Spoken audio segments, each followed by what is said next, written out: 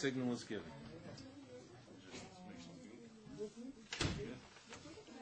Ma'am? Excuse me. Thank you, I'm sorry.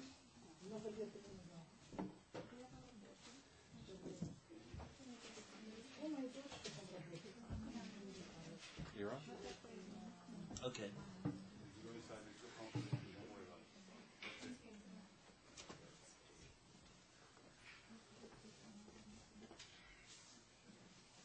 Just waiting for Shoshana.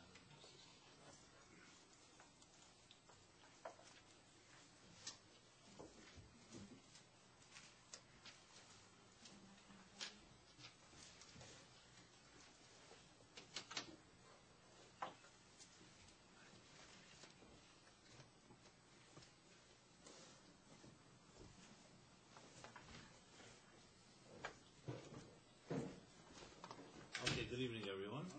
Good evening. Simon Jacobson here. I welcome you all.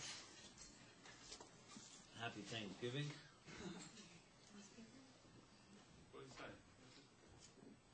So I'm honored that you all made some time to come here to this holiday season. Thanksgiving actually is a holiday that is very much in the spirit of Jewish tradition. One of the most timeless virtues that are so often overlooked, but go back all the way to the beginning of time itself. And such a central theme in the Bible is the simple menschlichkeit and courtesy of saying thank you when someone helped you or in any way did a favor. And this thank you goes both to human beings and of course also to God. So you find different Thanksgiving offerings and prayers and blessings throughout the Torah. In a way you can say basically every Jewish holiday really is a form of Thanksgiving. So this Passover Seder table, where we thank God for the miracles and the providence of leading our ancestors out of Egypt. Or as Thanksgiving at Sukkot, when we honor the fact that our ancestors were protected by the clouds of glory. You name the holiday, it ultimately comes down to some form of what we call in Hebrew, hoida'ah. There's even a carbon toda, an offering called a thank you offering, a thanksgiving offering. So the concept of Thanksgiving is actually very much in the spirit, and long before the pilgrims landed at Plymouth Rock and saw this new creature called turkeys running about on the plains of America, the idea of Thanksgiving, as I said, is a central biblical theme. And therefore I think it's just a beautiful thing to see, even though today Thanksgiving is more maybe for some about the balloons, Macy's Day parade, or the sales, or the beginning of the shopping season. Even though in an economy like ours, the news of course is that it's not going to be such a great shopping season. But before these ups and downs of the stock market, there was the concept of Thanksgiving. When you get down to it, the holiday itself is one of thanking. And Thanksgiving is an act of humility. You often find people, one of the sad things you see is that many people who've helped us along our journey, and when we succeed, we often forget those that were there when things weren't so well. You really see the quality of a person when they've risen, and they never forget people who were there in their early humble roots, humble beginnings, and that they still acknowledge it. Often people forget, or they start saying to themselves, well, you didn't really help me that much, or whatever it is that people come to their own conclusions. So if you really think about it, saying thank you is not always such a simple matter, even though it sounds so simple. Someone suddenly say thank you. But the fact is, and I hope nobody here is guilty of that, but I would say most of us probably are guilty somewhere. We don't know, it's not just about how many times you say thank you, it's about a quality acknowledgement. probably our parents are the ones that receive the least thank yous from us. Even though I know we live in a generation and age where our parents are the cause of many of our problems, but they also can often be the root of many of our blessings. And parents are probably the most taken for granted. Perhaps because it's such a given that they're there for you. And as a result, there too you sometimes find there's a lack of this acknowledgement. So really, it's an exercise in looking at yourself, exercise in humility, exercise in not allowing success to get to your head to the point where you forget and you ignore the forces that helped you get to where you are. On that level, therefore, Thanksgiving is important to acknowledge in that context. Now, I chose the topic this evening called Thanksgiving Thoughts When Home Doesn't Feel Like Home. Many people in America became a tradition to visit home or to go home or to visit family and friends during this season, beginning with Thanksgiving. And for some, this is a very beautiful experience, revisiting, reunion with family and friends and people you grew up with. But for many, it's also quite many dread the experience, because homes are not always the place you want to feel comfortable in. As I remember, someone told me a few years ago, which is really when I decided to do this topic. Goes back. I was doing a radio show here in New York a few years ago. So it was an individual said to me, I really hate this time of the year. And he told me because the reason is he goes home and he says it reminds him of all the hypocrisy that was going on in our abusive and dysfunctional family. That we would always pose for pictures, and if I didn't smile, my father would whack me. We're here together, we have to look good, this family looks beautiful. He says, and beneath the surface, it was a very miserable life I lived. So there was this duplicity going on. And that's how I associate Thanksgiving and other holidays with. So I can't stand this time of the year. So I said to him, maybe you should this year not go back home. He says, oh no, if I do that, then my family will never talk to me again. And then he started laughing. He realized how much he was feeding into exactly what the dysfunctionality was in the first place. He was participating in it. And I said, I'm not saying you have to go ahead and rock the boat, but if you're telling me your family is messed up anyway, so you're also part of it by simply not even protesting. So that year he had the courage not to go. And I hope he didn't report to his family that the rabbi told him not to come home, but frankly it wouldn't bother me if he did. And the truth is it began a big healing process, a long healing process for him.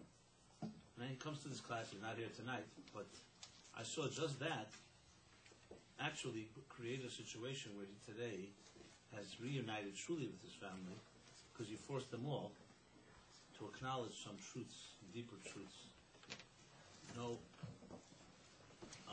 From a Torah perspective,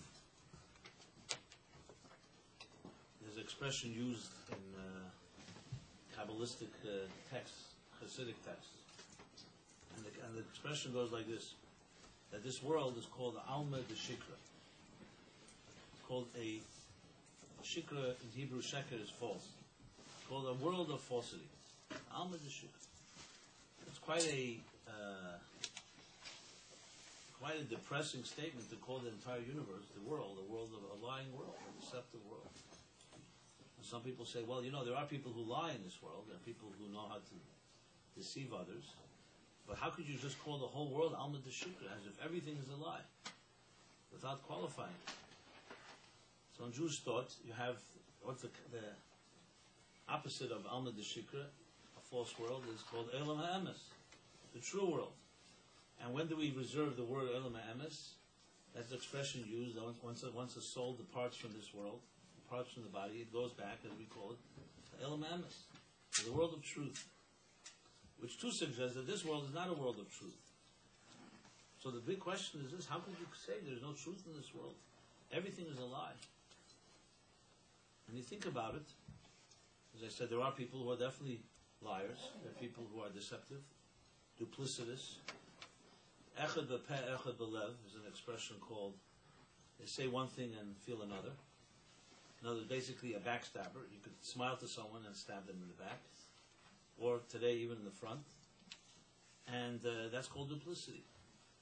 But there's also definitely truthful people in this world. There are people who find it difficult to lie. For whatever reason, whether it's genetic, guilt, conscience, whatever it is. The cynics like to say, lie once and lie twice, lie 3 times. You won't feel so bad about it. You have to get used to it. Once you get used to it, you lose the conscience. So how do we call this world such a false world? So the answer is, it's actually just, I'll answer it with a short story connected to a chapter in the Torah a few weeks ago. And the chapter Vayera, which we read 2 weeks ago. So the story goes, the Torah opens the chapter that God appears to Abraham. After Abraham had circumcised himself, God appears to him. We derive from that the mitzvah of Bikar Chelim, to visit the sick. Just as God visited Abraham when he was healing, we too do the same. So there's a story that goes, one of the Hasidic Rebbes, he was 4 or 5 years old, and his birthday fell out a week approximately that Parsha. So he went into his grandfather, who's called the Tzemach Tzedek. He went into him for a blessing. Birthday, he went into it for his grandfather, this 4 or 5 year old child. As he entered into his grandfather's chamber, room, he burst out in tears. So his grandfather said, "Why are you crying?" So he said, "Because I just learned in Cheder, in yeshiva, in school, I just learned that God appeared to Abraham, and I'm crying. Why doesn't God appear to me?" And the Tzemach Tzedek answered him that when a Jew, a tzaddik, determines at age 99, 100, to circumcise himself, he's worthy that God appeared to him. So there's a lesson in that part of the story, the answer. But what was he crying about? How many people do you know cry over the fact that they cannot see godliness? People cry when their bank accounts are depleted. They cry when they lose, God forbid, a close one. They cry when they stub their toe. Or they cry over things that are meaningless or empty. They cry when love is lost, disappointments. There are many reasons to cry. But it always has a cause. How many people do you know just will burst out crying that they cannot see godliness in this world? So obviously this child, this 4 or 5 year old child, was not a simple child because the fact that he was that sensitive. So what was he crying about? So I'll put it into simple English. It was like another chassid who once went into a Rebbe and said to him, "Why is it that you're so adamant and you're so passionate about the coming of Mashiach?" Jews believe, complete faith, that Mashiach will come. That there's a light at the end of the tunnel. That ultimately, this life that we live right now will not be the way it is right now. That there'll be a world of harmony and peace. As the Rambam Maimonides says, a world filled with divine knowledge, as the waters cover the sea. So why are you so passionate about it? Look, we live in prosperous times. Jews today are free, relatively speaking, compared to a few hundred years ago.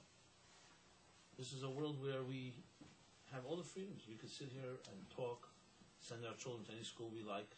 There are no informers.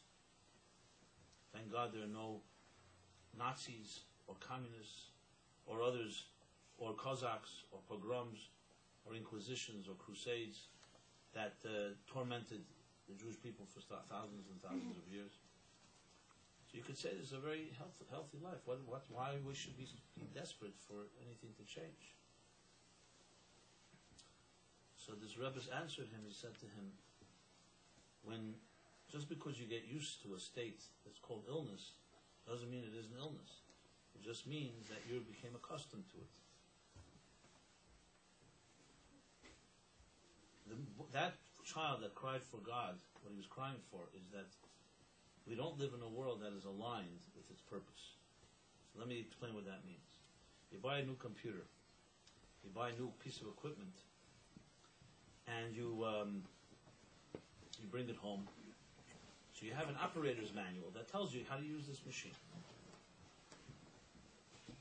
If you follow the operator's manual, you set it up properly, the machine will function. You don't use it properly, the machine will break. Now what about our lives? Our lives aligned with a purpose? Is the machine of this universe working properly? Is life functioning? So of course, you have to define what the word functioning means. You know, if functioning means that you breathe, and your heart is beating, and your brain is working, then yes, biologically you can be called alive. But if you're not aligned with some purpose of your life, then think of a business without a mission statement. Can a business function without a mission statement? It's impossible. It's ludicrous to even think of it that way. Yet we see us functioning very well, or at least we think it's well, without necessarily knowing that there is a purpose. Many people don't even believe there is a purpose. There are millions of people who tell you life has no purpose. It's all random. It's an accident. Survival of the fittest is the prevalent theory today in the secular world. And even those that do believe there's a purpose, what is the purpose? And I don't mean to put anyone on the spot, but if you ask yourself this simple question, what is your mission statement? Why are you here on this earth? And to give the answer, I'm here to be happy, or to be successful, or to bring up a healthy family with values, or even to say to bring up a healthy family that will do Torah and mitzvahs, which many people would say, more observant. Well, that's the equivalent of a company saying, our mission statement is to make money and be a successful business. You show me which business has such a mission statement. Every business is supposed to be successful and functioning well and making money. Every business has to have a unique mission statement that's unique to this particular industry. So Google's mission statement is to organize all the information of the world and make it accessible to everyone, something like that. And Microsoft's mission statement is a computer in every home and in every office. And thus, they have to create software to make the computer indispensable to the home and office. So everything you do at home and everything you do in the office requires certain programs that they create, software. These are mission statements that sometimes cost millions of dollars to develop and years to think through and sum it up. It has to be something that is all-encompassing of every detail that that company will do. I'd like you to know, I'd like you to see how many people you can find on this earth that can state, my personal mission statement is as crystallized and succinct like these companies' mission statements. The reason that we don't necessarily have one is because no one ever forced us to have one. In a business, if you don't have one, there will be inefficiency, money will be lost, and ultimately someone's going to have to be accountable. In our personal lives, who are you accountable to? There's no banks or debtors that are going to come to you and say, hey, what's the purpose of your life? It's only a personal accountability between you and God. Now, why is this so vital? If in a business cannot function without a mission statement, how can you and I? The only answer is that we're really maybe not really functioning. We're functioning, but not to the fullest. Hasidic masters like to say that anxiety is the voice of the soul. When a person is anxious, dead people are not anxious. The voice of the soul means that the soul is telling you something is not aligned. Something is not fulfilling your life. It means that what you do and who you are not aligned. Most people, you ask them, who are you? They give you their business card. But that's not who you are, that's what you do. Who you are is a much more complicated question. Who you are has to go into what is your identity, what are you really, who are you? Some people spend their entire lives and still don't know who they are. So this little boy was crying when he said he doesn't see God. It wasn't like he wanted to see some man with a white long beard sitting on a throne in heaven and striking us with lightning when we misbehave. That's not what the definition of God. When he said, he cried for the fact he doesn't see godliness, for him, the world was not a complete place. It was like a machine out of control. When we say the world is a deceptive world, it doesn't mean everyone has to be lying all the time. It means by nature this universe conceals its source. There's no person on this earth, even the greatest tzaddik, ain't tzaddik ba'aretz, it says. There's no tzaddik on earth that has not in some way failed in a certain subtle sense at least. Because in this universe, God himself concealed his presence. It's an agnostic universe. The greatest believer has to work constantly on reminding themselves that there's a God. Rabbi Yitzchak once gathered the whole town, Bardichev, on some Tuesday afternoon. He said, everyone, men, women, and children should come to the synagogue, the main synagogue. The Rabbi, the tzaddik, is calling everybody, so of course you come. There must be some decree in heaven, something has to be done, we'll all pray. So everyone anticipating what's going to be, they come into the synagogue, they wait for the designated time. The Yitzchak comes into the room, gets up by the bima, by the main table, bangs on the table, and says, Rabbi Say, how do you translate Rabbi Say? I don't really know. Ladies and gentlemen, whatever. He says, I want to tell everybody that there's a God in this world. And that was it. And he went back. You know, what is the meaning of that? Because even though we pay lip service, and people say, Baruch Hashem, thank God, and people make blessings, and there are devout Jews, there's some less devout, whatever, to really sense that there's God sitting with you every moment would mean that you would be incapable of any sin. You'd be incapable of a lie. You'd be incapable of doing anything that's not aligned to your deeper purpose. But we see people doing that all the time, even the most devout. Why?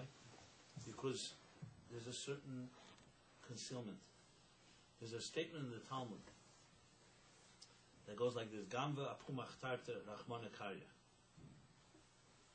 If you know Aramaic, it means the following. It says a ganav, a thief, before he goes out to steal, he prays to God to succeed. So explain this phenomenon. He's praying to God. That means he knows what God wants. It's hardly anybody in this world is going to say that God really approves somebody stealing. You don't have to be a scholar to know the Ten Commandments. It's one of the Ten Commandments. Lo signev. So here he goes out to steal. So it's one thing, go out to steal and make believe, or he's ignoring, or at this moment he doesn't see God. But to pray to God to help him succeed in a thing that God just told him not to do should be considered to be some form of insanity, right? It's like someone gave you the keys to the bank. The owner says, make sure nobody steals anything. You say, come, listen, I want you to help me steal from the bank. You don't go to the boss who gave you the keys and tell him to help you. You want to be a thief? God forbid you be a thief, but you don't go to the one that told you not to do it. So the truth is, the Talmud also says that ein adam evra, a person will not sin unless there's a nichnus by ruach shtus, only in a moment of insanity. Not that you can claim insanity when you do something wrong, but what does the Talmud mean? Ruach shtus, a moment of folly, a moment of insanity. And the answer is very simple, actually. Would a healthy person put their hand in fire? No. There's even a law in Jewish law. There's a thing called a shemer. You hire a guard to protect your property. So since you're paying this guard, there are different types of guardians, but let's say a person you've hired, you pay. So he's getting paid to protect your property. If your property gets damaged, he's responsible. So there's a question: what happens if you gave someone an animal to protect? Cow. Farmer gave a cow to protect a guard to protect the cow, and the cow jumps into a fire and gets killed or damaged, hurt. Is the guard responsible or not? And the answer is he's not. Why? Because a healthy cow doesn't jump into fire. No normal animal would go into fire on its own. So the guard, was hired to protect the animal from natural negligence, not to fall, not to, things that you can expect. How is he to know this cow was insane and to jump into fire? Unless he was specifically told, it was stipulated, that this cow jumps into fire, you can't hold him responsible, because how would he anticipate that? So this is even an animal. Because creatures It's natural, we don't hurt ourselves unless there's something wrong with the person. So if we can't put our hand in fire, the question is, how is it possible that we hurt each other? The Talmud says the Jewish people are like one large organism. And just like it's not inconceivable that the right hand hit the left hand, it's inconceivable that one person hurt another. So why is it that we're hurting each other all the time? Parents can hurt children, children can hurt parents, let alone strangers. The answer is because we don't feel it. You may understand it intellectually. It may make sense. It's one large organism. It may make sense that God is with us all the time and that there's a force that keeps everything alive every moment. But when push comes to shove, emotionally you don't feel it. And since you don't feel it, there's a moment of insanity, a moment of disconnect when a person does something harmful to others, which ultimately means you're also harming yourself.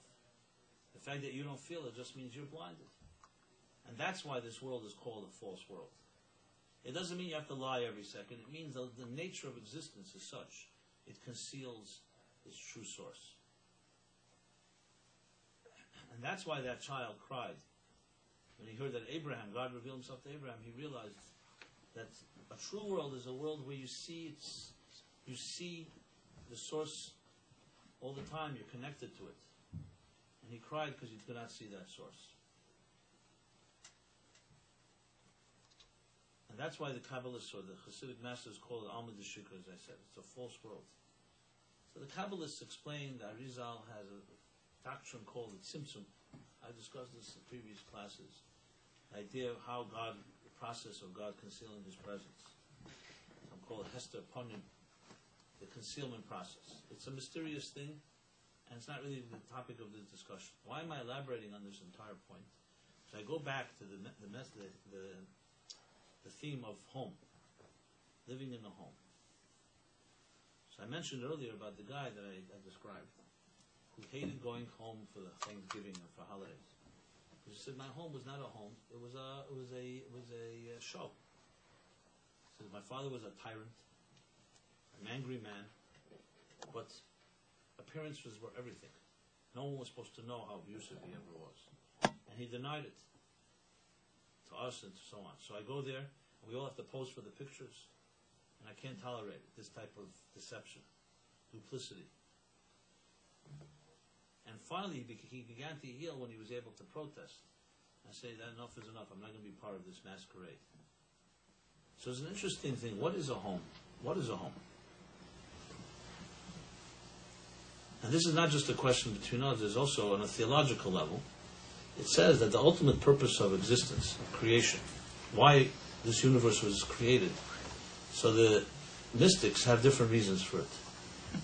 But the ultimate reason given is based on a medrash. The medrash says following: that God desired, Nesava Kadosh Baruch Hu, God desired, the word is Nesava, desired, Lasas lo yizbarach dira b'tachtenim, that the human being, all of us, should create a home, dira, a home, b'tachtenim, that this physical world, material universe, that is a duplicitous and a lying, a deceptive universe, should become a home for the divine.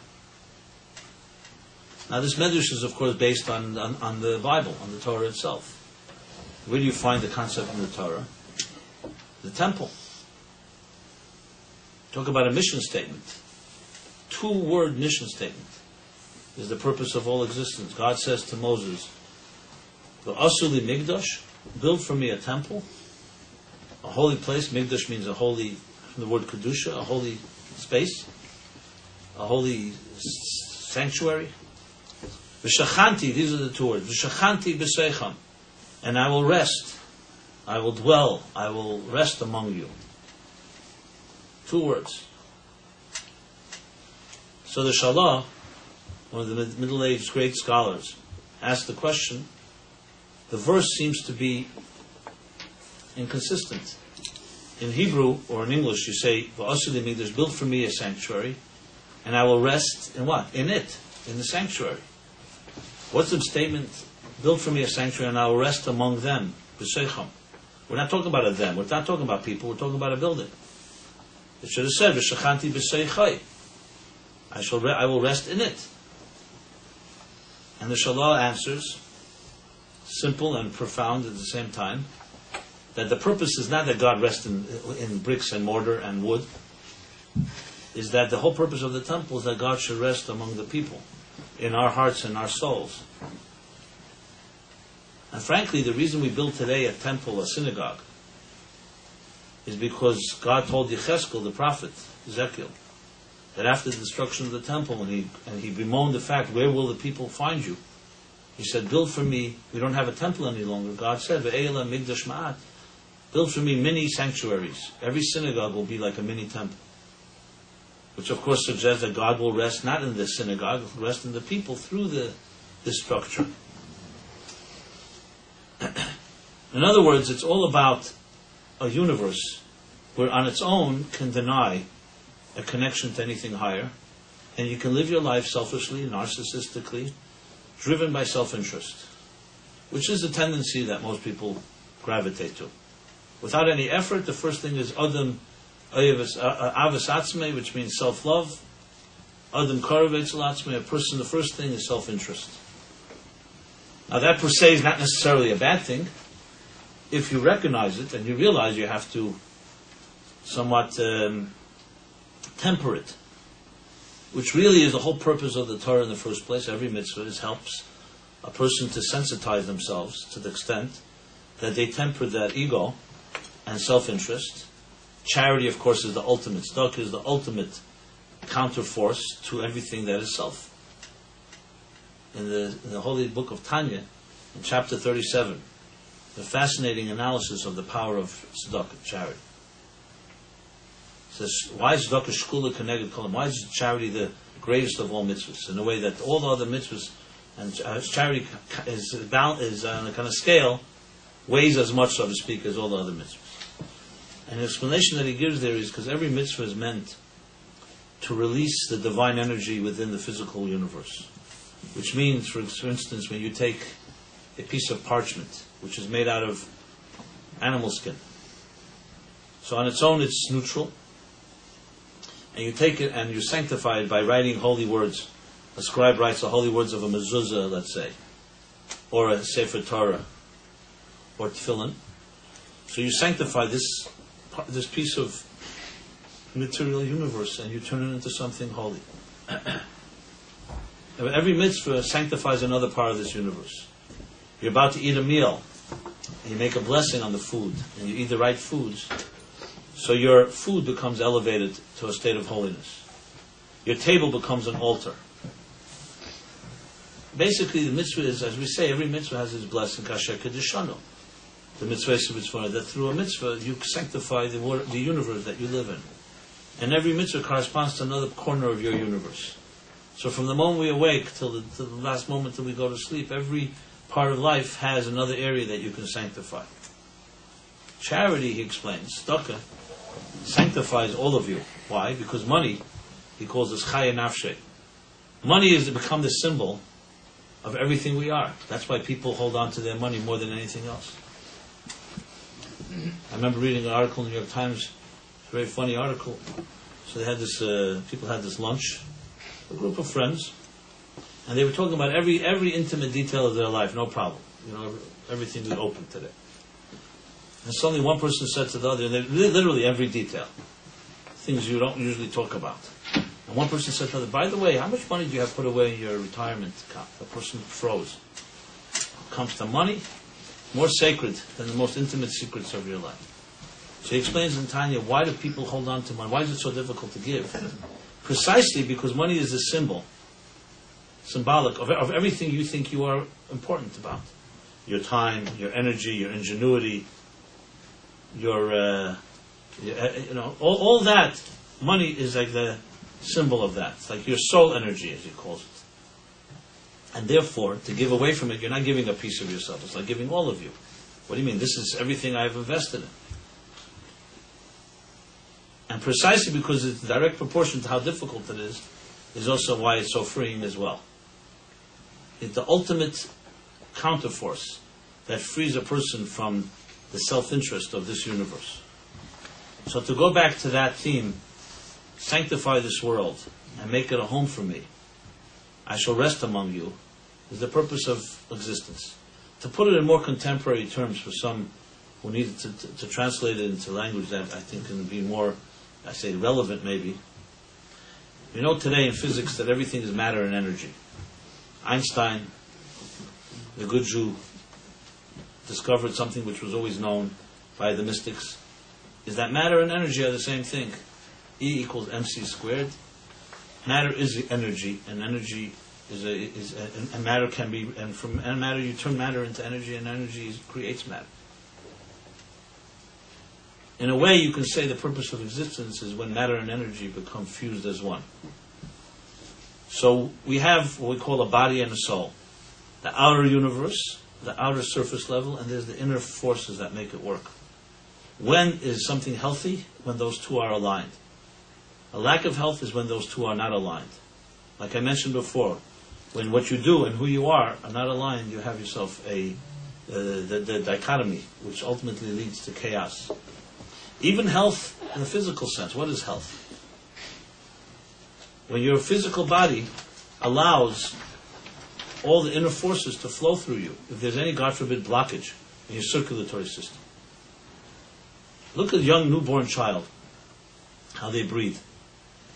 You'll see a newborn child, the chest of a child, you see it rise and fall. Because its heart is healthy, it's new and fresh. And its breathing is very fresh. They say by the time you're around 15 years old, you're only using around 80% of your lungs.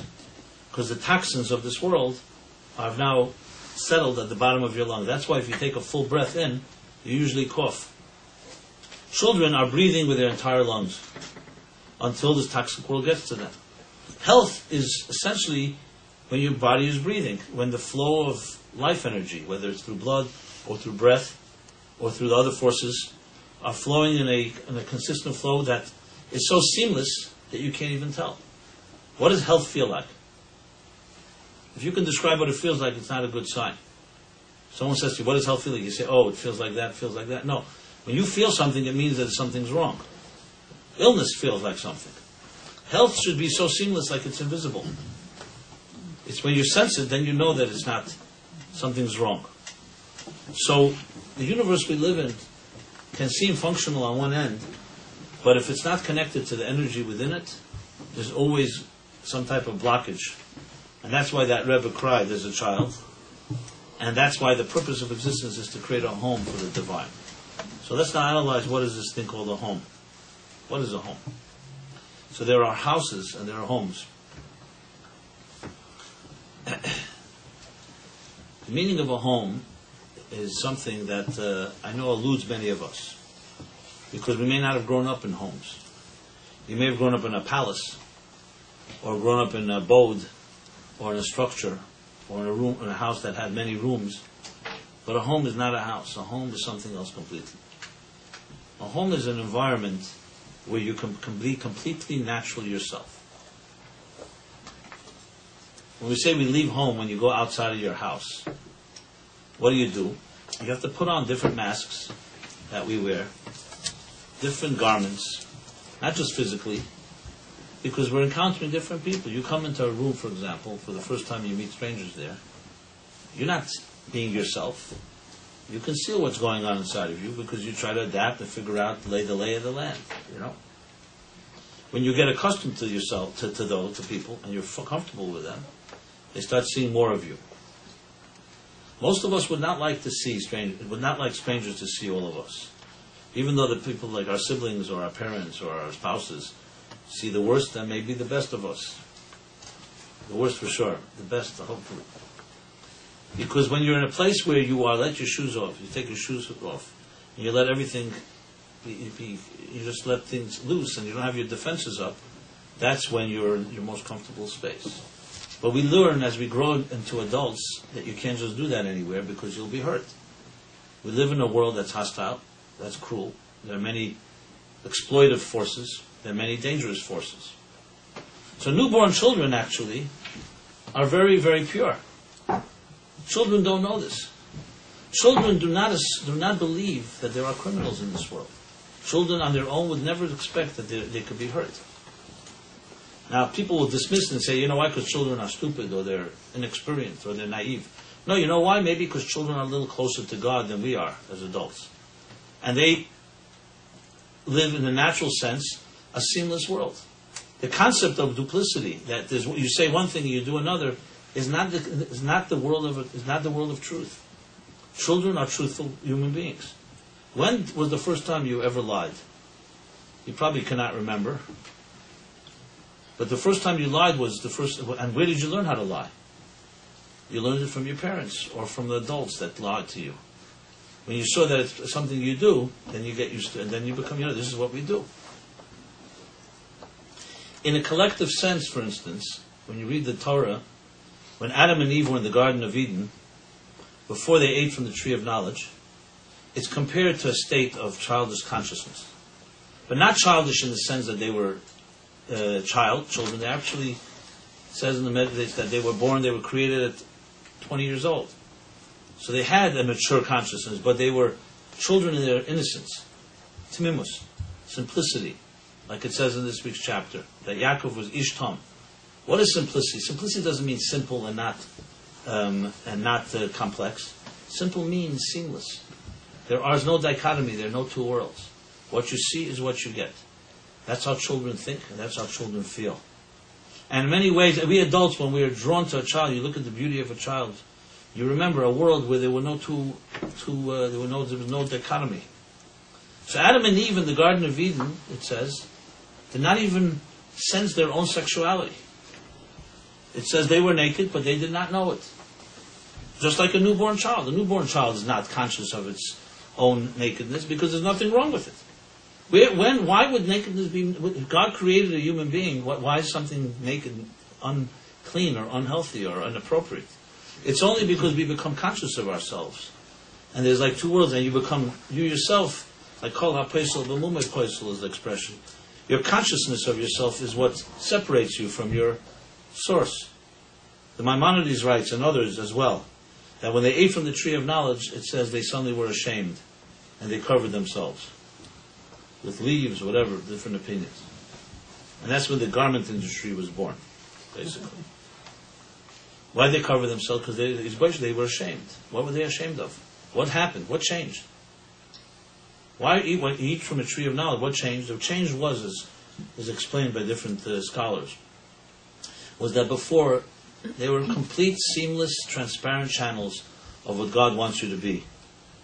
When your body is an expression of your soul, all of it, even the sexual part of it, is a sacred thing. When they ate from the tree of knowledge, they suddenly assumed a self-consciousness, being self-conscious. They suddenly assumed an ego, a personality that was apart from their divine Tzelem Elokim, the divine image. And once you're apart, then you become self-conscious. As you become self-conscious, they no longer had that childish innocence. And in many ways, the whole purpose of life is to return to that place. That doesn't mean we're talking about opening up nudist colonies. That's not my... hope nobody takes it the wrong way. It means that the point is to go back to a place where seamlessness is the ultimate goal. Today, most people are cynical and they say, seamlessness, that's for naive people.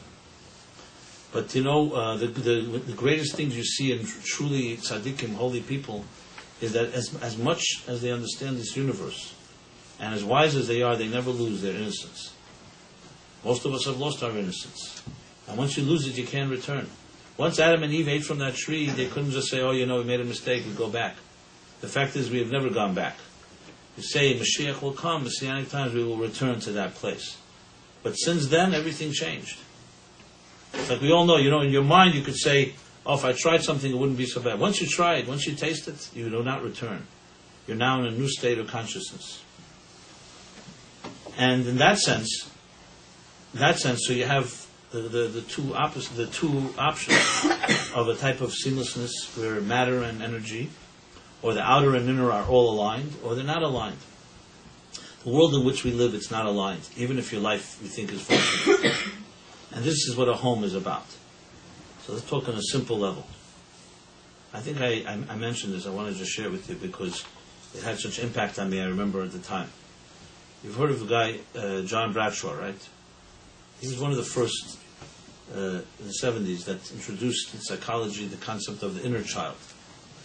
Now, he himself was a pastor, then became a healer, one of the pioneers in the healing world. His father was alcoholic, so he grew up in quite an unhealthy environment. So I remember seeing once a workshop he did. And if you want like an example of what you talk about, what a home should be like, listen to this. It was a workshop, and I was just, I didn't even know what it was about, but I saw it. Where he had in his a group of around 30, 35 people, maybe a little more. And there's men and women, different backgrounds. And when I tuned in, I remember what I saw was, I think it was a video, I don't even remember. Someone had given it to me to watch. So he was speaking to the group, and at that point he turned on some recording, and the room started reverberating with a sound. The sound was the sound of a heartbeat. You ever hear a heartbeat? Especially when it's amplified. You know, it's an interesting sound. So it's like, thump, bum, bum. But loud, bum, bum, bum, bum, bum. The real heartbeat, it was the actual heartbeat that you heard. And it had a certain type of mesmerizing effect, like a hypnotic effect. And this was going on maybe a minute. And it was in silence. Everybody was listening to this heartbeat. And then he asked everybody, at the beginning I was like a little sarcastic about, what is this thing? But it was interesting what evolved. He asked everybody to close their eyes, and he began to speak. He said, this, imagine, is the heartbeat of your mother, who carried you for 9 months in her womb. And this is what a child hears. Day in, day out, 24/7. 6 days of the week, and Shabbos too. This heartbeat. That's what a child hears. And hears it from within. There's nothing other sound. There's probably some other sounds as well, but the heartbeat is definitely prominent. And the mother's heartbeat is busy. Even mothers that have no hearts, their heartbeat is working if the child is developing in the 9 months. That's just a joke. And he says, so this is what you experience for 9 months without stop, without fail. And then he began talking. He's saying, and now you're about to enter into this world. And he's talking as if your mother's talking to you. And he started saying, as the mother was saying, I've waited for you so long. I prepared a special room for you. Special new clothing. A beautiful crib with white linen, a blanket. I will always protect you. If anybody should ever want to harm you, I will always be there for you. It went on and on. This is maybe for 3-4 minutes of how a mother is telling a child what it will do for the child. Complete nurturing. You're always special, no matter what. No matter what disappointments you have in life, you can rise to the occasion. You always have me and your family behind you. Literally, after around 3 minutes, everybody in the room, including me watching this, was in tears. And, you could say it was manipulative, whatever you want, but I'll tell you why. Because what he was saying resonated with such truth that you recognize that this is what you should have heard if you didn't hear it. And if you did hear it, it brought you back to that type of place. The unconditional love, without any of the jaded insecurities and defense mechanisms and all the stuff that adults can project on children, and what a child deserves. The nurturing environment of this heartbeat and all that comes with it, and not just physically being nurtured and protected and provided for, but also psychologically. Unfortunately, and this is probably why many people cried as well, most people did not get this in their lives. So if you want to describe what a home is not just a physical structure that protects you from the elements. If it's snowing or raining outside, you have a roof on top of your head and a locked door. A home is an environment where you can be completely comfortable, because you're loved unconditionally. And you can be yourself, and you can build the confidence that you have to build. There's no doubt in my mind, especially when you look at Torah psychology, and the emphasis of the Torah on chanech l'nar, about educate the child from when it's very young. You know, today's psychology, just in the last 20, 30 years, came to discover something which was a timeless truth in Torah thought. That the most formative years of your childhood shape your rest of your life. Today this is common. Everyone will say, well, it's so obvious. It wasn't so obvious. Read this book on child psychology from 1945. You'll be amazed. It's not a common fact. Then children were seen as adults in the making. You know, like one person once told me, I had this couple that I know from this class. They came to the class here, and it's a sad story and a funny story at the same time. They were quite well-to-do. Let me put it this way: money was not their problem. They had plenty of other problems, but that was not it. And they came to consult with me. A very important meeting. They said it's a very important decision they have to make. So I thought, who knows? Maybe they're not getting along, whatever. No. The question is, should they have a child? Now, they had 4 cats and maybe 6 dogs, and they had all the possessions they needed. The question is, should they have a child? So I asked them, why not? They were married 6, 7 years, I think. Why not? You will not believe what they told me. They said, because it's very expensive. And the woman actually was an actuary, so she had it all figured out, the calculations. She told me, this is not a joke. This is a New York couple. She said like this, that today they calculated that an average child will cost its parents from the moment, we're talking about from the moment of conception. Everything is till the child is able to be self-providing, something like $3-4 million. And she had it all worked out. She told me, this includes the downtime that a pregnant woman can't go to work.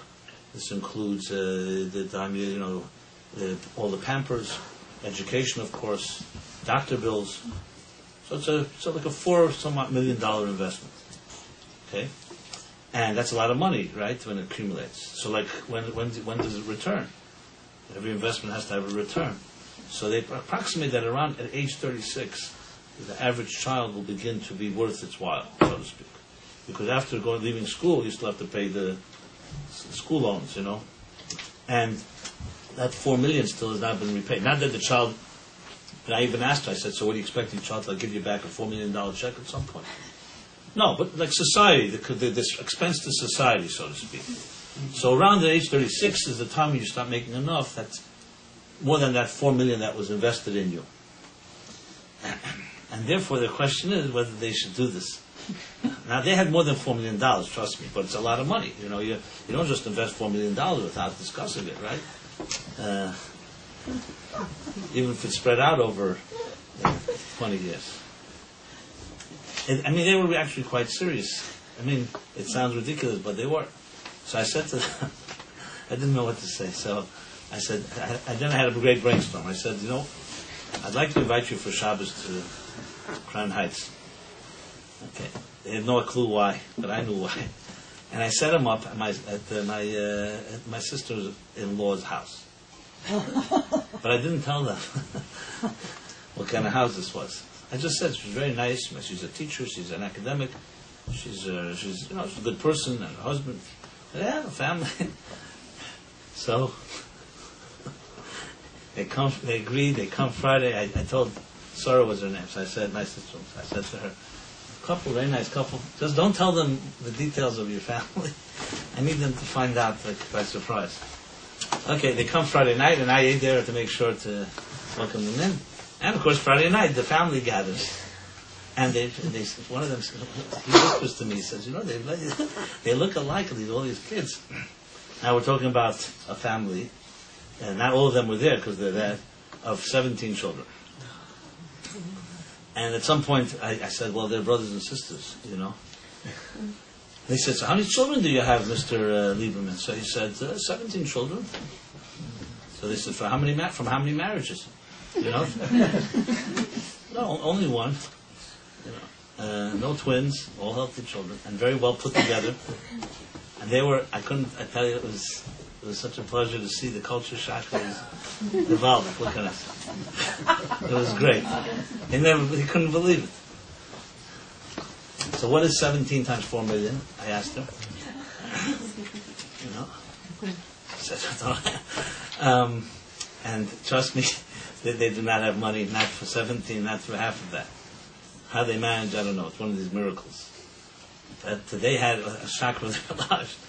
Then I had this whole conversation with them. And they saw how happy they were. And the children were, as I said, she's not a harried woman, a sister-in-law. She looks like a slim woman. You can never believe that she had 17 children. You know her, right? But that provoked the conversation, which took them completely to another world. You know, they never even thought like this. I said, what do you think children are? Some type of, like a tax write-off? A child's a life. What do you look at yourself? You were once this child that you want to bring into this world. And we get so jaded, so caught up in the whole dichotomy. And today, thank God, they don't have 17, but they have 6 children. Wow. 6 times 4, 24 million. Yeah, I always make jokes with her. I said, 24 million is a lot of money. She says, yeah, we can afford it. And of course, they've seen that the amount that you get in return is a lot more than that little investment. The love and everything that comes with it. So a home is something that is actually, sadly, a little a rarity today. Doesn't mean that the number of children creates your home, but it's an environment that is not shaped by the world around us. Today, most homes you go to are just an extension of the world outside, except with a lock on the door, and you decide when people let them in, when you don't let them in. A home is an environment that's as close to the womb as possible. God did make it interestingly that we are all born from 9 months in the womb. Why is it that way? Why not? You're going to create children, have children, let them.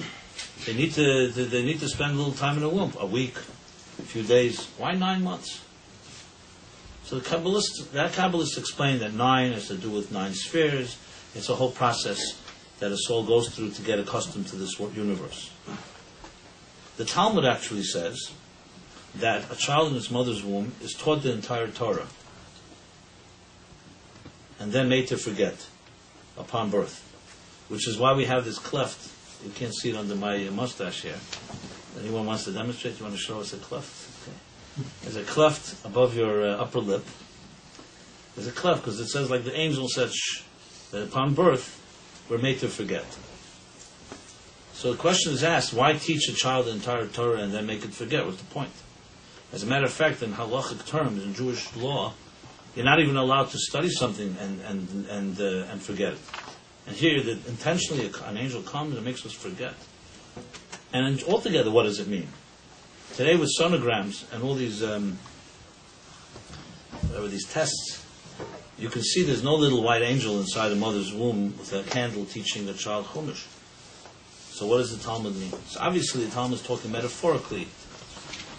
What do you mean metaphorically? Just like the body physiologically develops during the 9 months, so does the soul, so does the psyche. And even though we're made to forget on a conscious level. There's some things we never forget, which is why children gravitate to certain truths. You don't need to teach a child, for example, certain things. Newborn children have been documented to react to music. So you could ask the question, how do they never heard music before? How do they know to react? How come they move to music? How come it soothes them when you sing to them? It's one thing, once you sing to them a few times, they get used to it. And even language itself, which is a phenomenon that still remains a mystery in science. How do children learn how to speak? Do they have words inside of them? I'm not talking about the language. Obviously, whether it's Russian or Yiddish or English or French, it determines on what the language they're parents. But the idea of communication, it's pretty amazing. Speech is an amazing thing to be able to organize ideas and words. You have to say there's something inside of them even beforehand. So the idea of teaching the child the entire Torah before it was born in its mother's womb is not just teaching it halachas to know what time Shabbos begins and whether chicken is kosher or not. It's the value system. It's the truths, the divine truths that the Torah carries. A certain resonance. The word resonance. When you hear a real truth, it resonates with you. What does that mean? It means it was always inside of you, you just were not aware. That's always a sign of truth. Truth is not someone sells it to you or gives it to you. It's inside of you, except you may not have been aware. Someone says it, say, now I get it. I always knew it. What do you mean? Where did you always know it from? Who taught it to you? So what we're taught is that inside your unconscious, you have a certain standard of truth, what is right and what is wrong. A child senses what is right and what is wrong until, as I said earlier, it learns to lie, and adults distort or corrupt the child. But a child on its own, is very much like nature itself. Nature itself has a sense of, a natural sense, an inherent instinct. And that instinct comes from something that's imbued into the child during its journey. So we all began with a home for 9 months in our mother's womb. Even if the mother is a dysfunctional mother who was very harmful to a child, unfortunately there are more than we'd like. But God said, you know what, before anyone comes into this world, I'll make sure that I protect them for 9 months, no matter what. They will be protected. Actually, some scholars even write, they compare, it says, Elam Katan Ze Adam. The universe is a large organism, and the human being is like a small universe. So the universe too began immersed in embryonic fluids. It says when the universe was created, everything was covered in water. And then God separated the upper waters from the lower waters. So the idea of being immersed in water is like being immersed in truth. That's the concept of a mikveh, for instance.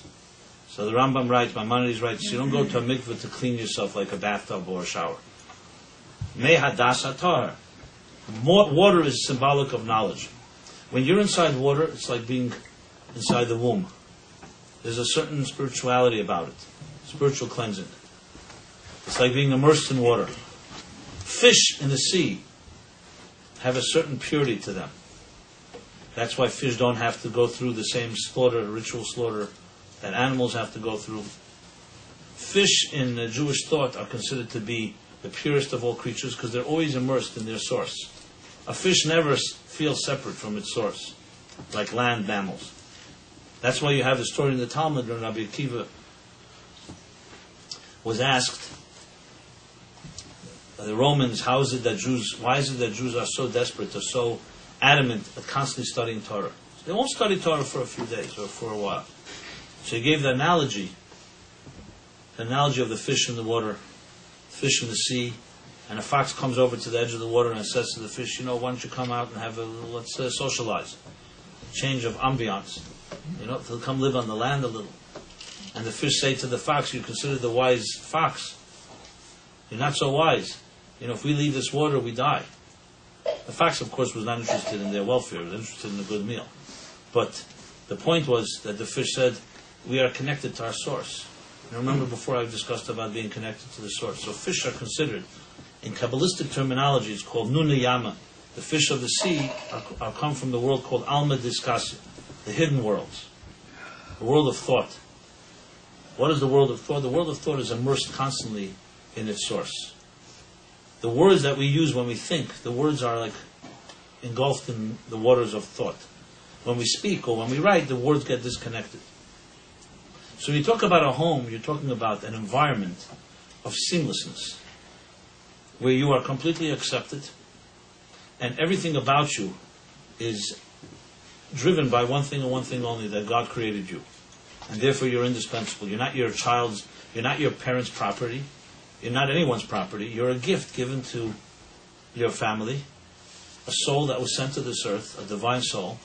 And parents' role is to simply protect and cherish this gift. This small little truth, if all of us had it in a consistent manner in our childhood, trust me, our entire lives would be different. Almost all social maladies are a result from the distortion or the lack, being deprived of this so-called nurturing oxygen that every child deserves. Now, some of us have grown up in healthier families and some in very unhealthy families. Sometimes if you want to appreciate health, you have to look at the opposite extreme. I'm not trying to suggest that all of us live in a dysfunctional world, even though many say that's the case. I'm not here to judge anybody. People, these are topics people don't like to talk about. But I will say, in the spirit of this theme, that no matter who you are, and no matter what kind of childhood you grew up in, not only do you deserve, but you also have the power to create a home, even if you did not grow up in a home that provided you with that type of nurture. And I'll discuss that in a moment. Just wanted to add one thing with the water. You probably know that Moshe Rabbeinu, Moses, was not given that name when he was at his bris. His Jewish parents, Amram and Yocheved, gave him a different name. The Talmud talks about a different name, different opinions. But it was not Moses. It was not Moshe. Where did he get this name Moshe from? Which is pretty odd, that the greatest man of God, that no prophet, no one ever lived that saw God face to face like Moshe.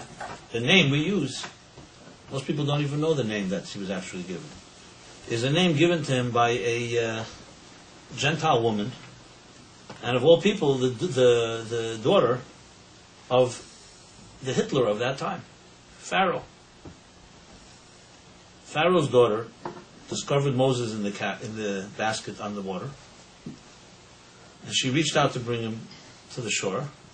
And because she reached out, she said, because I drew Moses out of the water, that became Moshe Rabbeinu's name. So good that you could say there's some lessons from that, and it's an important message, and there's a story. But this became his permanent name, overriding the name that his two holy parents gave him. This is unprecedented in history. You don't have anywhere such a story like that. You have people who have kinuyim, different names that were given to them, nicknames or names based on certain activities they did or certain achievements. But this is unique, especially Moshe. This question is asked, many different answers given. The ultimate answer, of course, is that the Torah, when it talks about names and people, is trying to tell us about the true personality of an individual. That's what a name is. A name has meaning. That Moshe, his Pharaoh's daughter, recognized, consciously or unconsciously, knowingly or unknowingly, the essence of Moshe Rabbeinu's soul. And this is the way the Hasidic teachers explain it. Minamayim Mishisu means he was drawn from water. There are water souls and there are land souls. There are souls that come from the world of thought, and there are souls that come from the world of speech. Moses' soul came from an unconscious place that was higher than most souls, a place of water. In water, everything is concealed, which explains another thing, why Moses was a man of no words. Another oddity, it says in the Torah that Moses, one of the excuses he tries to give to God why he should not choose him as the savior of the Jewish people, because I cannot speak.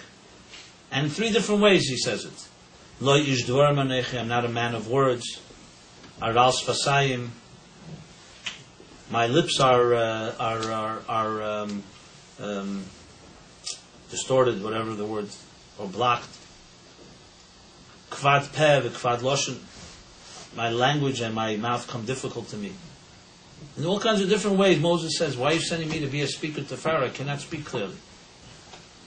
Some say he had a actual speech defect due to something that happened when he was a child in Pharaoh's palace.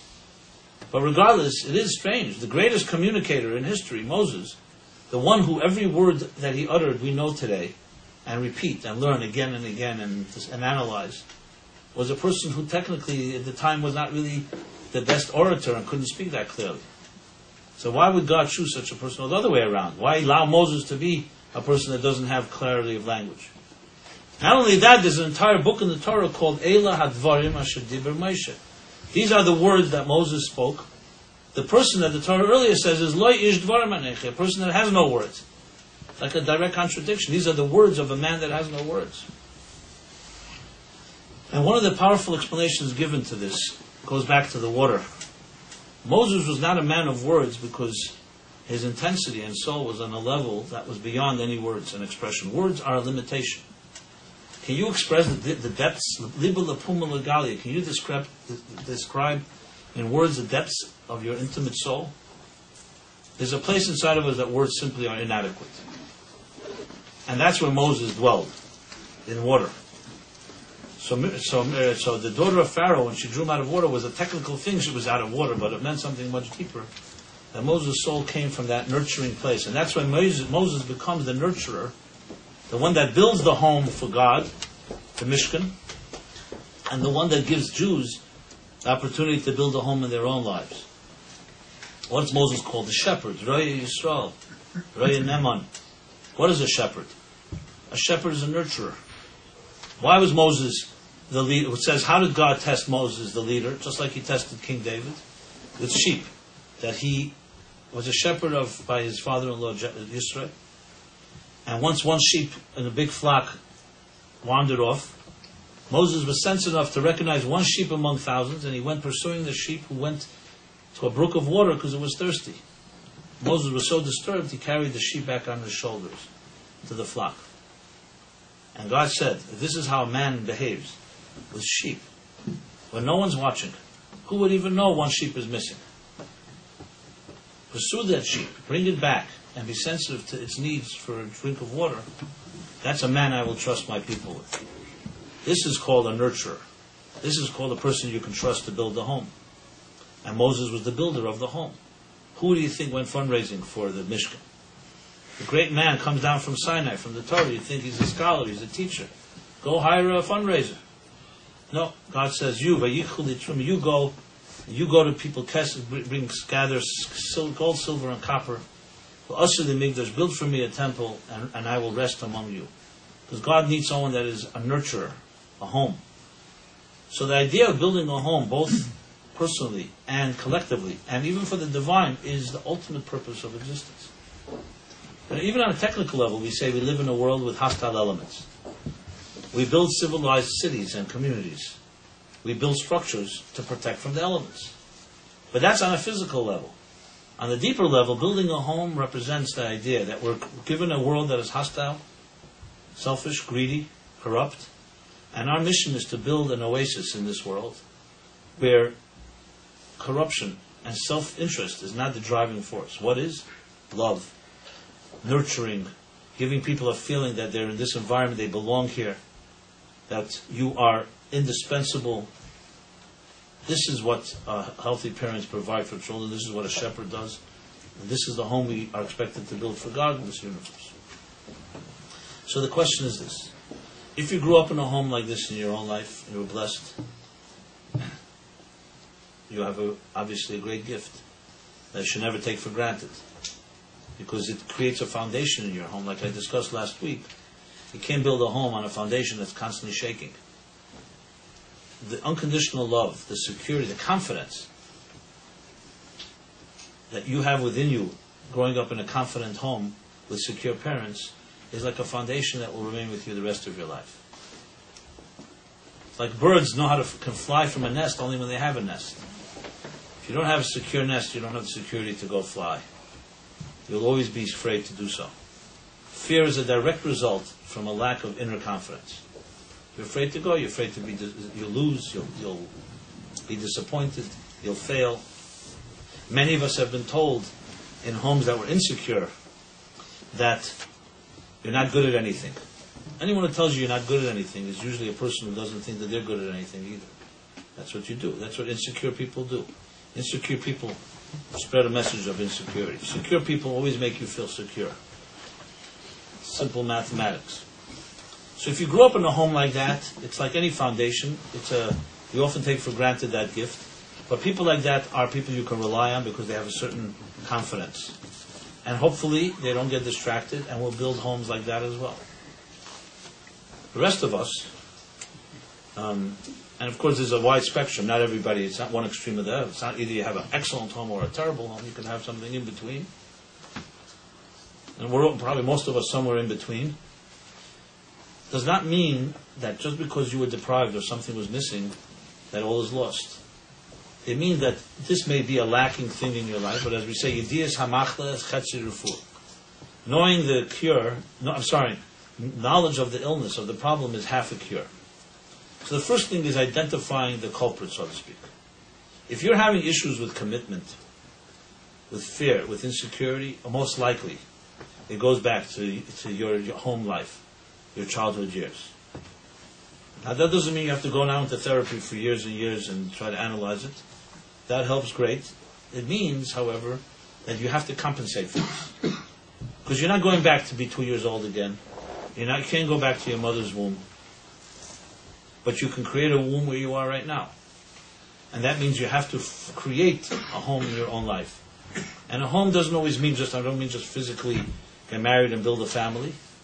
A home also means a home for your soul. There are many people who are in relationships and get married and not necessarily build homes. They may build houses. So the first thing you have to know is that the purpose of your life is to create, is to know that this world is by nature not a conducive environment, a place where you can celebrate your vulnerability. Let's put it that way. Because predators will take advantage. So you have to create an oasis. A few weeks ago when we spoke about the chapter Noach, so the Baal Shem Tov says an interesting thing. Noach was told to build an ark to protect from the floodwaters. But the word for ark used there is teva. Teva in Hebrew, there's other words for a boat or a ship. Aniyah, sfina. He's told the word teva. So the Baal Shem Tov says teva also means word. The word teva means word. In Hebrew, tevot are words. And he says that a person has to surround themselves. The floodwaters, the raging floodwaters are the Mayim Rabim, are the floodwaters of all the worries and anxieties we have, especially around financial matters. This was the Baal Shem Tov long before there was Wall Street and economic meltdowns. And he says that the only thing to protect yourself from the anxieties of life, and especially issues around financial anxieties, is to protect yourself by surrounding yourself with words, holy words of prayer and of Torah. So in the morning, in Jewish tradition, you start the day before you go to work with prayer and study. Words that surround us. Holy words are like a boat. They help you, lift you to float above and somewhat protect you from the raging floodwaters around you. So one important thing is you have to create. You talk about a home. It's not just, as I said, a physical home. It's finally creating an ability to separate yourself from the anxieties of this world. Because as I say, you're either part of the problem or you're part of the solution.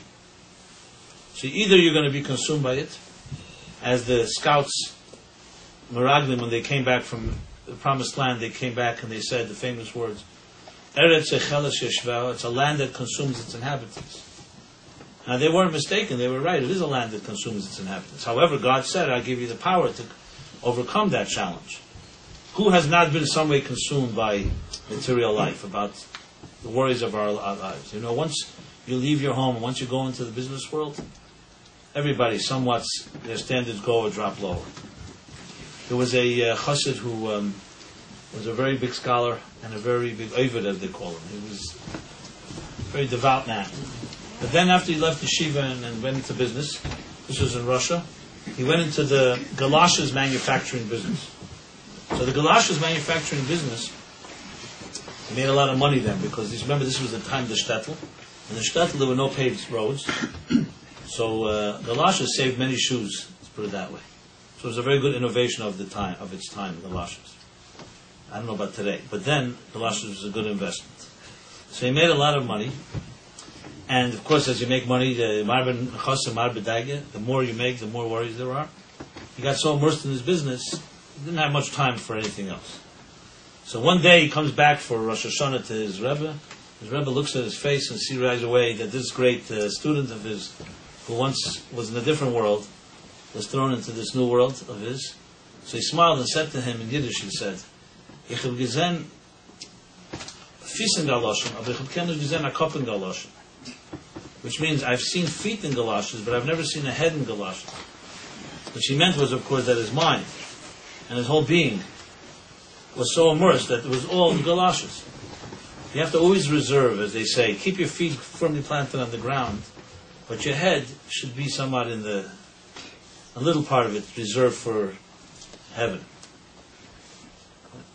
There was another chas, just to give another example, who was also both a scholar, a businessman. At the end of the year, when he would make his cheshbonos, his calculations, so he wrote like Tishrei, or say January income and expenses, February income and expenses, March income and expenses, with all their numbers. And then when it came to the sum total after December, or Elul, he wrote Sachakol, the total. He wrote Ein Eid Movade. The total is there's nothing but God, not a number. He was, he realized that the sum total of all of existence is not dollars and money. So everyone asked the question: if he's such a devout person, how did he have the presence of mind to write numbers on every line? He should have written January equals God, February equals God, March equals God, and then, of course, the total is God. The answer is, if that was the case, he shouldn't go into business. He should go into a kollel and become a Rosh Yeshiva or something. He was a businessman. A businessman, Masel Matn B'Amunah, means you have to do your business ethically and soundly. So you have to know your numbers.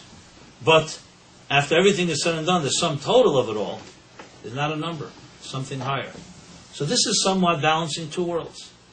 Judaism does not preach asceticism, and you have to escape from this world and go onto a mountain and discover the divine. Judaism very much engages this universe, as opposed to other philosophies.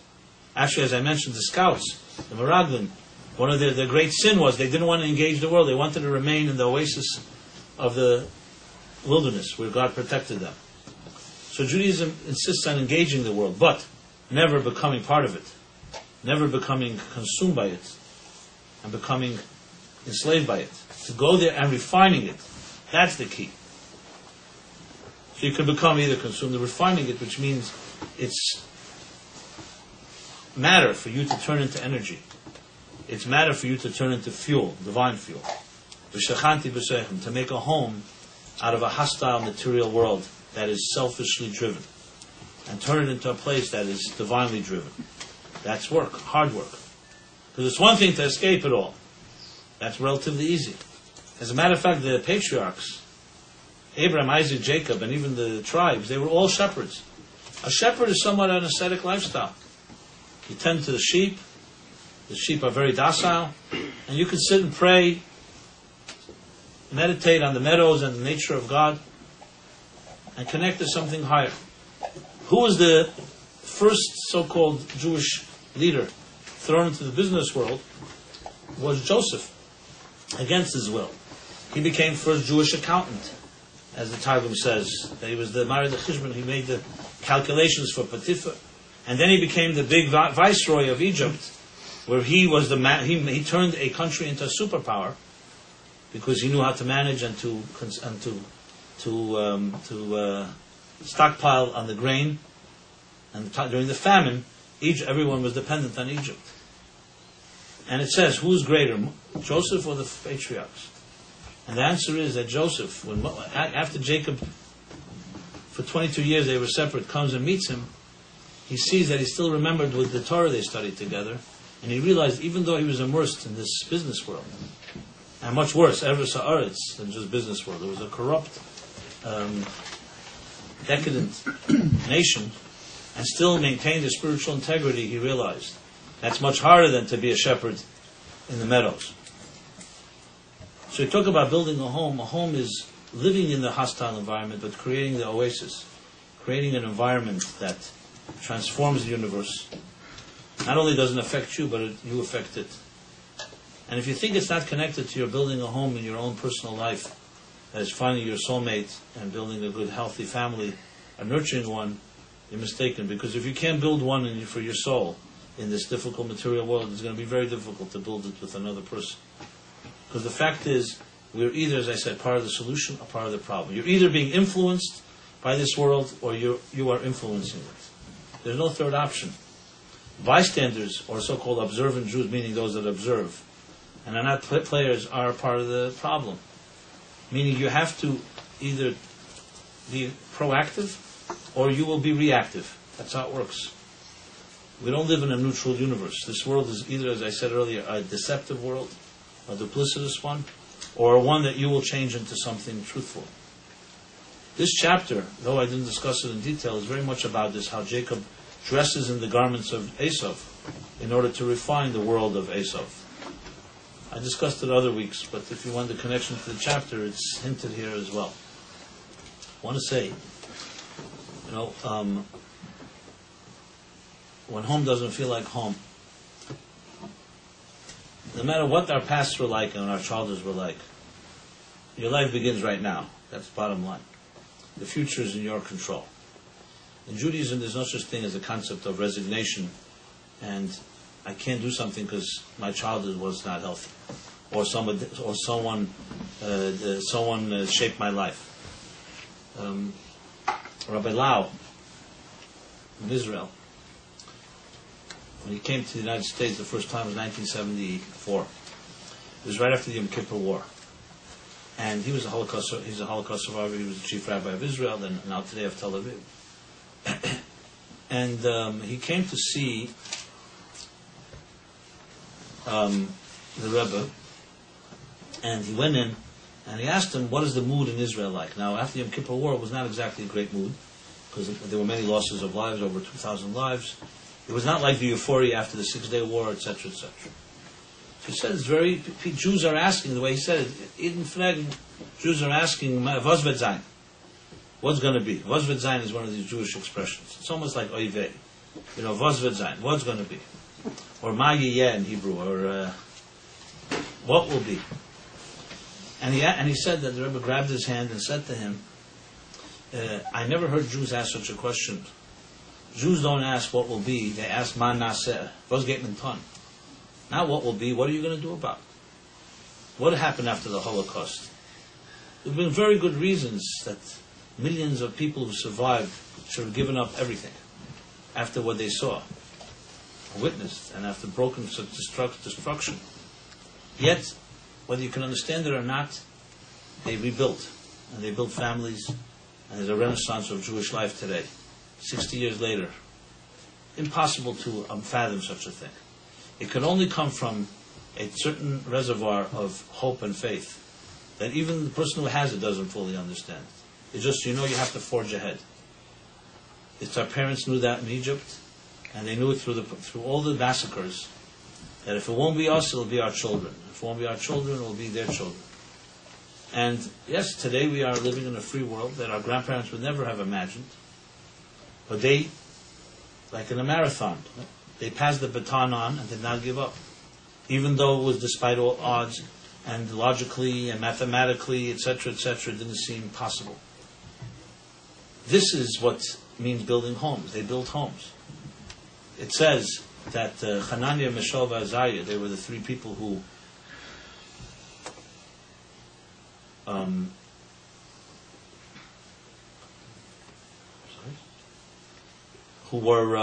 went through their own Holocaust.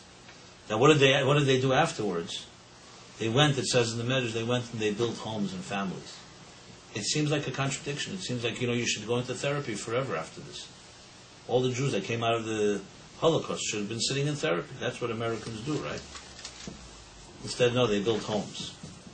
They saw the greatest hostility ever witnessed by human beings. Destruction of not just homes, communities, cities, entire world. And they went and rebuilt. Because there's a certain element that comes with faith that keeps a person going in that direction. That is our legacy, and that is our power. So, the concept of saying what will be is just not a possible concept when you're a person of faith and a person that believes in the unfathomable power of the soul. So no matter what your pasts are like, the fact of the matter, life begins right now, which means you have within ourselves, we each have the power to build a home. On all the levels I discussed tonight, whether it's in a physical level, whether it's in a spiritual level, whether it's a psychological level. Obviously, it all begins in your own attitude. Shachanti b'seicham means that the divine rests in you. You have within you a soul. Your body is its physical abode. How will your body nurture, protect, and allow your soul to express itself in this world? Or will your soul be trapped like a hostage by the physical temptations and desires and seductions of the universe? It's a choice we all have to make all the time, every move we make. And that's where the first home is built. What does your soul have a home within you? Does it feel comfortable within you? Does your inner personality, your calling, so to speak, your higher mission that I discussed earlier, is it have a place that is comfortable or not? When you have that, that's when your salvation begins. Everything else follows. So, you may ask, so if that's the case, until I have that, I should not be able to build a home with a spouse and build a family? No, it's not the case. You do it all together. But it does come all together. What do you think really is a home? It's a home where souls feel comfortable in this world, and no matter how hostile and how cruel and how selfish, you find places where you can be that you know you can completely trust. And you have that trust allows you to face a world where there is no trust and build a home for the divine. So I want to say on this evening, even though Thanksgiving may not be a per se Jewish holiday, but as I said earlier, it is in the spirit of Judaism, the idea of thanking God for gifts, thanking God for every gift. This is a universal divine thing to do, not to take for granted our situation. So this challenge of family and home is something that can be looked at as exactly that, a challenge, not something that has to overcome us. I want to just say a humble blessing to everybody here. May you use your tools and your gifts to recognize the unique and indispensable neshama, soul, that each of you have, because there's no person on this earth that doesn't have something absolutely indispensable to contribute, or else we wouldn't need two of the same. So we are all unique musical notes, and our mission is to discover that note and play your music. And the rest of your life, which is your body and your physical tools, are like tools.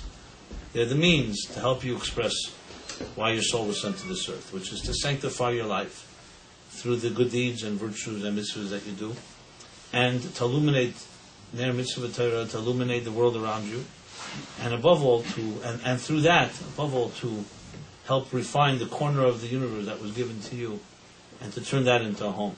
So even though there may be other corners that are still far from that place, there's a certain ripple effect that we can all achieve when we commit to that type of activity. So each of us is given our little corner.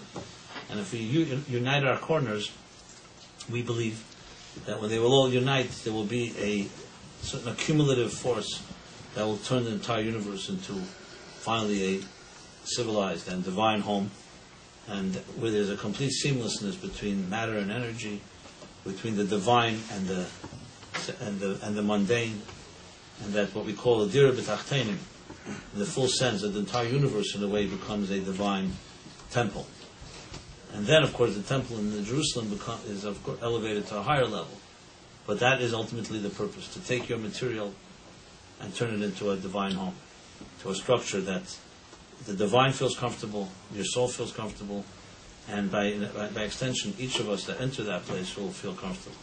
So those of you that need a blessing to actually build a physical home, may God bless you to find your appropriate soulmate, as discussed last week, soulmate, and together build a home that anyone entering that place, they call Beis Vad L'Chachamim, a home that makes you complete.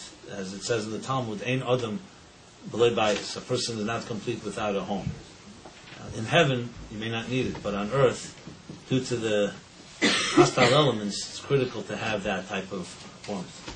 And if you invite me to that home, I'll come and let you know if I feel comfortable. And of course, I'll invite you to mine as well. So, with that being said, I will also share with some people that asked me before the class. I have as a personal little simcha I would like to share with you and also the web audience. Even though, I have absolutely ecstatic feelings about it, but so yesterday my daughter gave birth to a daughter. Wow, So in fact, I've now moved into the stage of calling a Zayd, a grandfather. So yes. So now I hope I can earn a new level of respect from all of you. Teres came in Bnei. It's actually not really earned. This is the dividends of life. And God should bless you all with simchas and healthy children and grandchildren, great-grandchildren. And the homes, build homes that will nurture them above all. and don't mind the expenses involved. The pales in comparison. So we should all only celebrate simchas together, joys together, build healthy homes, and obviously in a class like this you can't exhaust the topic completely. I'd be happy to, if people have questions, you could either email me or write me or discuss it with me, or we can elaborate further if you want to go deeper into this topic. Be happy to. We have now the space here, which is also a home. In I won't say hostile East Village. It's just the East Village is not. But it is a part of this universe as well. And please see this as a place where you can feel comfortable. Your souls can feel comfortable. And I mentioned if anybody wants to study one-on-one with anyone, or a chavrusa type of thing, or small groups or anything like that, please come over to me or my good colleague Velva right over there waving. And really, this is a place, we have it here. Feel free if you'd like to come for a lunch and learn or something like that. Slowly we are furnishing it, and as you'll see, it's getting warmer and warmer. It'll soon be a real, hopefully nurturing environment. And with that being said, so next week I shall resume next Wednesday night. I will be here 8:15. Again, if you haven't left your email addresses, please do so. First of all, I send out a weekly email that I'm happy to send you, as well as any updates or information about the activities going on here. The main next activity, the big big event, next event is the Hanukkah on the 5th night of Hanukkah, the Thursday night, December 25th at night. Thursday night after December 25th. We'll have a whole Hanukkah lighting and a little party here with some drums, a drum event as well. And if you'd like to know more information or sign up, just tell Velvo as well. And let's see, anything else I have to announce? If anybody's interested in sponsoring a class in honor of someone, a loved one, or special anniversary or date, also please see Velvo. Okay, I think that goes for the announcements. I bid everyone good night, as well as to the web audience. Don't worry, I was the only one on camera, so you're all preserved your anonymity. Don't worry about it. Okay, everyone have a good night. Thank you.